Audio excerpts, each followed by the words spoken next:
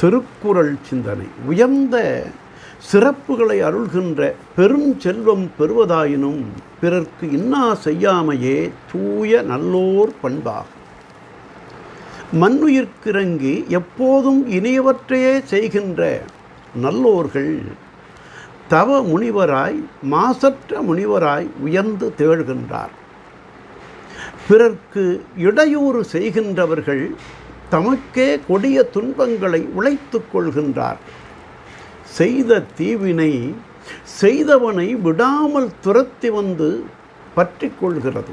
அப்போது அல்லல்கள் பலவும் அவனை சூழ்ந்து கொள்கின்றது. எந்த உயிர்க்கும் எந்த வகையிலும் எந்த அளவு துயர் செய்தாலும் அது நெடும் துன்பமாய் நீண்டு மீண்டு வந்து அவனுக்கே பல அல்லல்களை தொடர்ந்து விளைவித்து கொண்டே இருக்கின்றார்.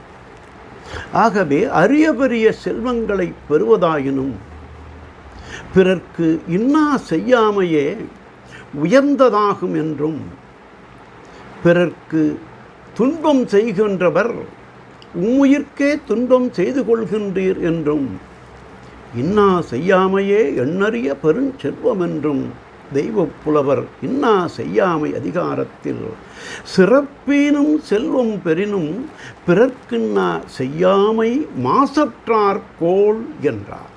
நாளையும் சிந்தை.